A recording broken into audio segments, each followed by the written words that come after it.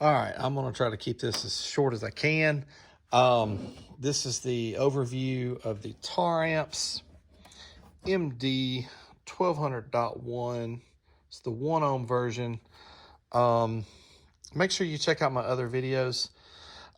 So if you did, as you know, I had a little bit of trouble with this amp on the Dyno. I kind of expected that might happen, even though I was hoping that it wasn't. But a lot of these Brazilian full bridge and Taramps is for sure Brazilian, right there, made in Brazil. But a lot of these Brazilian style full bridge amps, here's another one, talk about it in a second. They don't like being on the dyno, and it really has something to do with they've already got these amps maxed out at what they'll do. You know, where some amps, if let's say it's a 1 ohm amp, you can really go to half ohm, sometimes a quarter ohm. It's got a lot more left in it. They've already got these maxed out, and I'll tell you right now with this Taramps, it's maxed out for sure.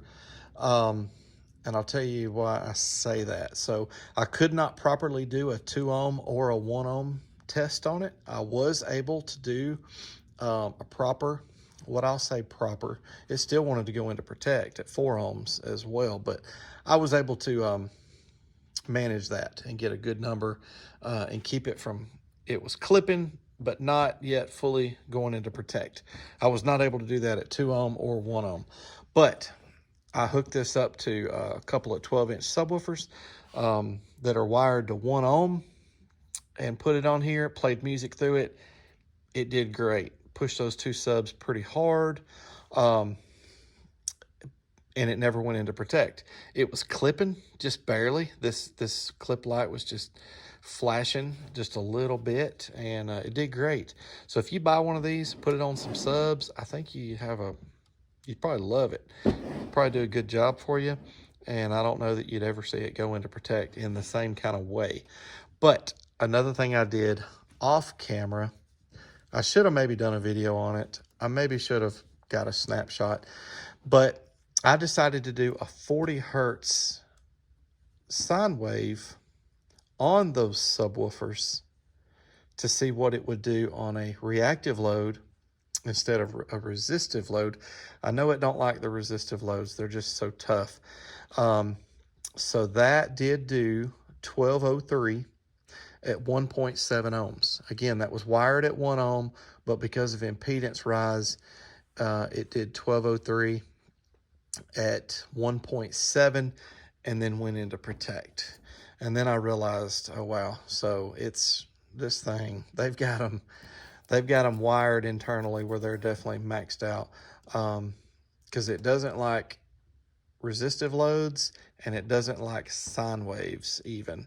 So just know that going into it. If you're not ever going to try to play sine waves and do burps and some of those things, you know, you probably won't ever have any trouble with it. It's kind of a cool little amp. It's small. When I first got the box, and this thing just came in yesterday, I got on this one really quick. I haven't even had it 24 hours yet, and I've already done all my testing, and this is my last video. But when I saw the box, I was like, good gracious, that thing is tiny. Of course, the amp takes up the whole box for the most part, but it's small. But these Brazilian full bridges are, even the big ones, the 8Ks and all that, are small for what they are. So these come with a fan, which I think is cool. My Sundown Saya does not have a fan.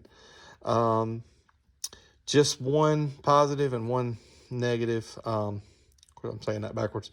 One negative, one positive for the speaker outs, but that's like an 8 gauge, pretty large speaker out. But then over here for the power and ground and remote, you know, these are only 4 gauge. And I mean, I had to use the reducers to get a 4, because it's an exact 4 gauge. It's not an oversized 4 gauge. So my 4 gauge wires have ferrules on them, but they're flattened out just a smidge, but those wouldn't even go in there. So I used the reducers, I'm sorry. And then you do have a small remote, I don't know, pretty small, maybe a 10 or 12 gauge. That's it on this side. I left the plastic on there because I always sell these amps and I want to be able to sell them to people like they're almost brand new. And so I leave them. I'm actually not going to do a gut shot on this one because I'll probably be looking to try to sell this amp for about $120. And, you know, if I was buying one, I wouldn't want to see that taken off, especially if I'm spending $120 on it. So it'd be different if it was a $50 amp. But long story short, okay, since we're looking at the back, this is how you get your owner's manual. But you can't hardly read none of it. It's foreign, and you can make out a couple of things, the ohm loads and stuff, and the power ratings. For 2 ohms is 1,000 watts, and 1 ohm is 1,200 watts. And that's also at 12.6 volts. So when you're giving it 14 plus volts, you're going to get even more than that. And I think this amp does 1,500 watts probably.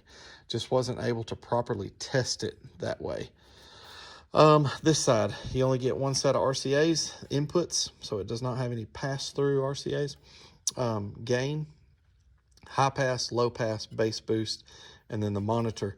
So this is a full range amp, so you can use the high pass as a subsonic if you wanted to. That's kind of cool. I like a full range amp a lot of times because you can do so much with it.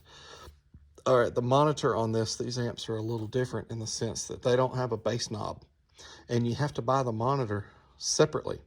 But it's just it's a wire like a bass knob is that you can run all the way to the front of the vehicle, and then it's just this little bitty. It's not really a screen, but it's just this little bitty box that's got, you know, like the power protect and clip light on it. So you can have a remote clip light all the way up at the driver's seat, which is kind of cool. It's always really nice to see when you're clipping.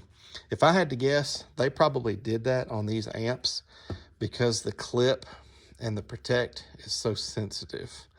If I had to guess, that's probably why Taramps does that.